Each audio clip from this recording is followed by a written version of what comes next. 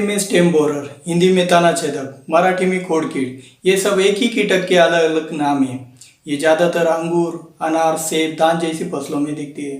किसान परेशान हैं, एक से बढ़कर एक इलाज बताने वाले हैं, लेकिन कीट एक ही कंट्रोल में आती ही नहीं है।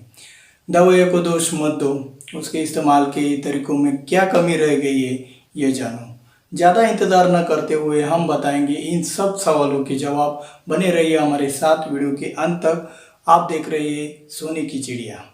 इससे पहले ही चैनल को लाइक और सब्सक्राइब ज़रूर करें, जिससे हमारा हर एक वीडियो आप तक समय पर पहुंच सके। वीडियो सभी दर्शकों को ध्यान में रखकर बनाइए, इसलिए हम छोटी छोटी बातों से शुरुआत करेंगे।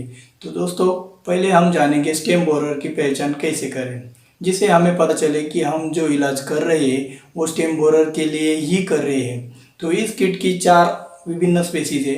लगभग सभी का जीवन क्रम एक जैसा है। इस कीट का युवा पतंगा होता है, जिसके अग्रपंख पीले से होते हैं। मादा पतंगे के पीले अग्रपंखों पर केंद्र में एक प्रकार का विशेष काला निशान होता है, जबकि नर के अग्रपंख के अंतिम किनारे पर 8 से 9 छोटे भूरे निशान होते हैं। ये हुई पहचान। अब चलते हैं जीवन क्रम की तरफ। इस कीट के पतंग सूर्योदय से पहले बाहर आते हैं। पतंग निशाचर है, इसलिए वे दिन के समय फसलों के तनों पर बैठते हैं और रात को नर और मादा का मिलन होता है। मिलन के बाद मादा हमेशा अपने अंडे पत्तियों की धारियों के निचली सतह पर गुच्छे के रूप में रखती है।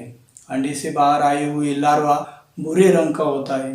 जब यह लार्वा पूरी तरह से विकसित होता है तब वह बदलकर भूरे काले रंग का दिखता है। इस प्रक्रिया को पूरे होने में लगभग 15 से 20 दिनों का समय लगता है। जब यह प्रक्रिया खत्म होती है उससे पहले यह तनों पर 4 से 10 सेंटीमीटर की ऊंचाई पर एक छेद बनाता है, ताकि पतंग सुप्तावस्था के बाद बाहर निकल सके। इस छेद से लार्वा अंदर जाकर अगली चरण में यानी प्यूपा चरण में प्रवेश करता है। सर्दी और प्रतिकूल परिस्थितियों में सुप्तावस्था के कारण लार्वा प्यूपा चरण में जाते हैं। यह अवस्था सर्दियों के मौसम के कारण ज़्यादा दिनों तक हो भी सकती है। यह अवस्था पूरी होने के बाद प्यूपा में से नर और मादा पतंगे बाहर आते हैं। तो यह रहा जीवन क्रम। अब जानते हैं इसके उपायों के बारे में। आपने अगर जीवन क्रम ठीक से सुना होगा तो आपको यह पता चलता है कि स्टेम बोरर को हम सिर्फ 2 तरीकों से कंट्रोल कर सकते हैं। पहला, नर मादी के मिलन को रोकना, और दूसरा, लार्वा को खत्म करना। मिलन को रोकने के लिए आपको पता ही होगा लाइट ट्रैप है, लेकिन यह कारगर साबित नहीं होता है। रिजल्ट है पर 100% नहीं। इसके बाद अंडे फोड़ने वाले केमिकल यूज़ करना, जैसे कि नुआन, लेकिन इससे भी उपाय संभव नहीं है। अब लार्वा को खत्म करना ही आखिरी तरीका रहा, और इसी तरीके से हम 100% कंट्रोल करेंगे। आपने देखा कि जब लार्वा सुप्तावस्था में जाने से पहले तनों में एक छेद करती है, तब वह पौधे के काफ़ी अंदर तक जाता है।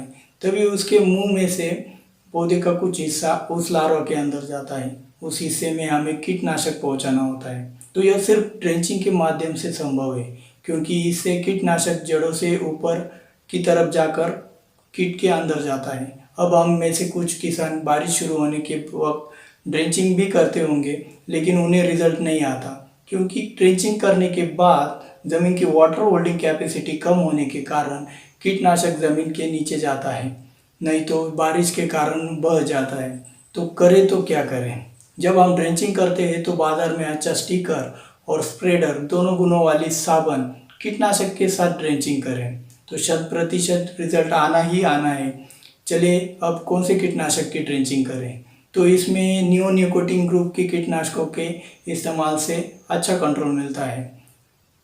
इनमें इमिडाक्लोप्रिड, क्लोथियाडीन, थायमेथोक्सैम कीटनाशकों का समावेश होता है। अगर आपको कोई और कीट या रोगों के बारे में जानकारी चाहिए तो मुझे कमेंट बॉक्स में कमेंट करें, और जो नए हैं वे सब्सक्राइब करें। मिलते हैं अगले सप्ताह। वीडियो को अंत तक देखने के लिए शुक्रिया।